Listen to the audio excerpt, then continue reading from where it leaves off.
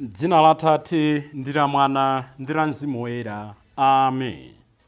Ndikulandireni abale ndi alongo pano pa Tiyankhuleni Ambuye. Inu mukule, ine ndichepe. Lero pamene tikuchita chaka cha kubadwa kwa Yohane Mbatizi, Ambuye Yesu afuna adzale mwa ife mtima oti tizichepa ncholinga choti dzina lake lizikula. Yohane Mbatizi ndi ekhayo tikawerenga m'malemba oyera kupatula Ambuye Yesu komanso amayi Mariya amene timakondwerera tsiku lake la kubadwa.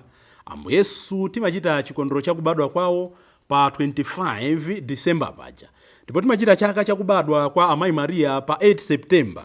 Koma Yohane ndi ekhayo kupatula awiri ndanenawo amene timachita chaka cha kukondwerera kubadwa kwake. Mawu athu oyamba akuchokera m'buku la mneneri Yesaya mutu wa 49 ndi 101 kulekeza 6, ndipo salimo yathu ndi salimo 139. Mawu achiwiri achokera m'buku la ntchito za atumwi mutu wa 13 ndime ya 22 kulekeza 26, ndipo mthenga wabwino ndi monga adalembera Luka oyera mutu wa 1 ndime ya 57 kulekeza 66, kudzawerenganso ndime ya 80. Inu mukule, ife tichepe. Amene akutiwerengera mthenga wabwino komanso kutigawira mawu ndi Reverend Father Francis Damaseke kuchokera ku Episcopal Conference of Malawi, ECM. Ambuye akhale nanu. Mawu mu mthenga wabwino monga adalembera Luka oyera. Ulemu kwa inu Ambuye. Mutu wa 1 ndime ya 57 kulekeza 66, kudzawerenganso 80. Nthawi yakuti Elizabeti achire idakwana, ndipo adabala mwana wamwamuna. Anzake ndi abale ake atamva kuti Ambuye anchitira chifundo chachikulu chotere, adakondwera naye pamodzi. Pa tsiku lachisanu ndi chitatu mwanayo atabadwa, anadza naye kuti amuumbale, nafuna kumutcha dzina la bambo wake Zakariya. Koma mayi wake adakana, adati ayi, koma atchedwe Yohane.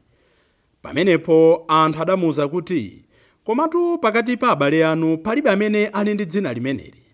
Tsono adayankhula ndi bambo wake ndi manja namfunsa kuti, mukufuna timutche dzina lanji? Zakariya adapempha cholemberapo nalemba kuti dzina lake ndi Yohane. Anthu onse adazizwa, popeza Zakariyayo adathanso kuyankhula nayamba kutamanda Mulungu. Anzawo onse aja adagwidwa ndi mantha, ndipo mbiri ya zimenezi idawanda ku dera lonse la mapiri a ku Yudeya. Anthu onse amene ankazimva ankazilingalira m'mitima mwawo ndi kumadzifunsa kuti kodi mwana ameneyo adzakhala munthu otani, pakuti zinkachita kuonekeratu kuti Ambuye anali naye. Mwana uja Yohane ankakula nasanduka wakhalidwe wamphamvu. Pambuyo pake adakhala ku chipululu mpaka tsiku limene adadzadzionetsa poyera pakati pa Aisraeli. Mthenga wa Ambuye. Ulemu kwa inu Ambuye Yesu Khristu.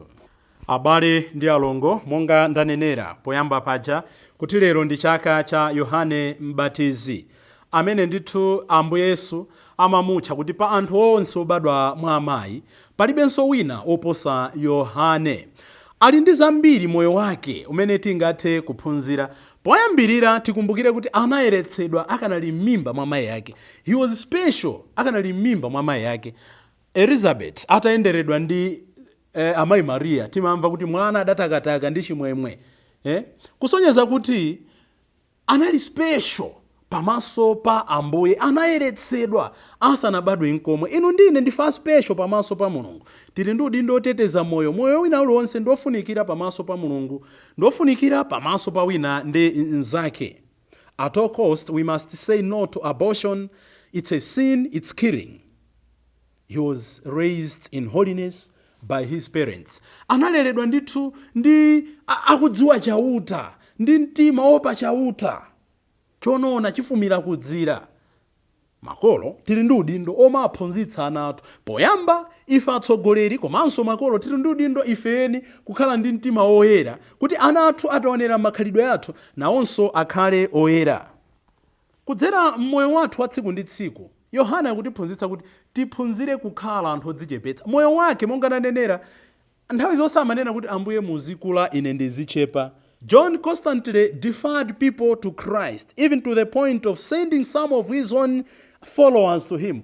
Yohane ngakhale ophunzira ake omwe amauza kuti yayi inetu nali nkupa mame chabe, uja ndinkati adzabwera uja ndi uyo, naka kankhosa ka Mulungu. Ambiri timafuna tikhale pa center of everything. Timafuna tikhale otchuka ndife, timafuna tikhale odziwika ndife. China chake chikachitika ka ntchito zachitukuko tionekere poyera ndife, kandi pa kwaya tidziwike kuti timapeka nyimboyo ndife, kaya tili mu gulu tidziwike kuti timapereka kwambiri ndalama ndife, kaya tili pakuchitika zotani tidziwike kuti ifeyo popanda ife china chake sitingayende. Ayi, ngati Yohane ndi zotheka kuchita zozizwitsa, koma nkulola moyo wathu ukhale pomwe ulilipo mpaka Ambuye adzakwaniritse cholinga chake m'moyo mwathu. Chachiwiri akutionetsanso Yohane kuti nkwabwino koposa kumayankhulira anthu amene ali ovutika ngakhale pamene ife tikuvutikanso nafe. He always spoke against injustices. Anali kuwayankhulira anthu oponderezedwa makono ndi ambirimbiri. Titokhala ife tili ndi mavuto athu osiyanasiyana, koma Yohane akutionetsa kuti tili ndi udindo osamalira iwo amene alibe liwu msociety. Nchifukwa yake mpingo kamayankhula osamati ugwire chala pakamwa. Ayi. Nchifukwa yake anthu ena akamayankhula kuti zakuti sizikuyenda bwino osamagwira chala pakamwa. Ayi.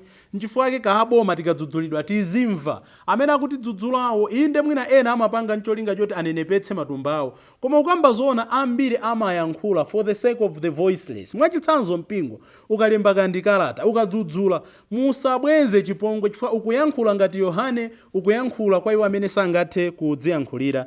China chododometsa ndi moyo wa Yohane, popeza kuti tikukondwerera kubadwa kwake, tikuyang'ananso moyo wake. Nchonena kuti tikayang'ana moyo mwake, kusiyana ndi makono kapena aneneri ena, analibe kandege yoyendapo, analibe TV kapena radio kapena newspaper, kapena analibe kamera yomajambulirapo, kasana pange ndi mirakuli ndi modzi yomwe imene tingaloze kuti Yohane adapanga mirakuli. Chimene amadziwa iye ndi kulalika za kutembenuka mtima. Tembenukani mtima, lewani kulipsira kwa Mulungu, lewani chilango cha Mulungu. Koma kudzera nkulalika kumeneko upeza kuti anthu ambiri adatembenukira kwa Ambuye, anthu ambiri adayamba kunkomera Ambuye m'maso mwawo. Zotanthauza chani? Tisataye nthawi ndi kuchita mpikisano ku zinthu zimene sizathandiza anthu kutembenuka mtima. Ambiri alalike masiku ano tachulutsa mtima ungopikisana kuti tidziweke kuti ife ndiye timatha kuyankhula, ife ndiye timatha kuseketsa, ife ndiye timatha nthabwala, ife ndiye timadziwa kunyoza ena, ife ndiye timadziwa kulalata, ife ndiye timadziwa kupinda mawu. Koma funso likhalepo lonena kuti pamapeto pa zonse kulubwalubwa kwangako, kulalata kwangako, kuyankhula kwangako, kudzikundikira kuti ine ndiye otha zakuti ndikuwathandiza bwanji anthu kuti asuzumire mtima mwawo, ndikuona kulephera kwawo, ndikubwera pamaso pa Mulungu kuti ndiye tichite chiyani. Pajatu atalalikira ku mtsinje uja wa Yohane anthu anazifunsa kuti ndiye titani kuti tikipeze moyo osatha. Ifenso tiziti tikalalikira alaliki ife makamaka tikamamuyang'ana Yohane.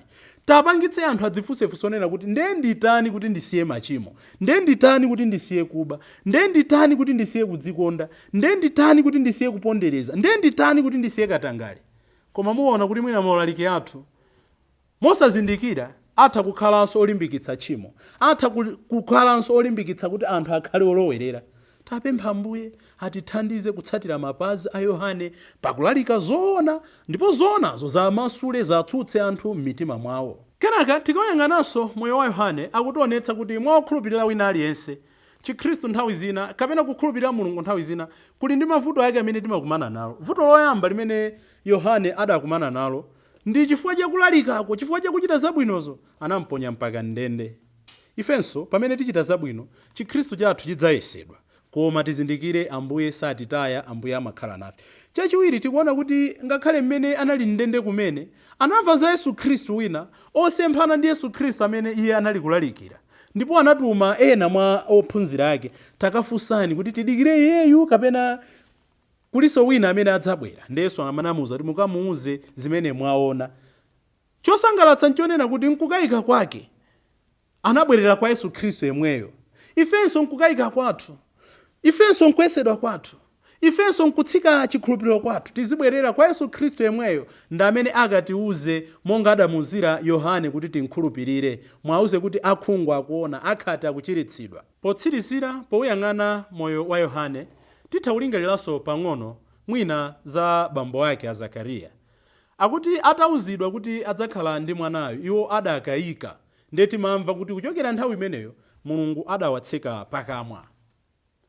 Adadzayankhulanso Yohane atabadwa, ndipo atangolemba nthawi yomweyo Zakariya anamasuka. Pali maphunziro awiri ofunikira. Poyambirira, Mulungu anali kunkozekeretsa Zakariya kuti akamakuchitira zazikulu timenera titseke pakamwa.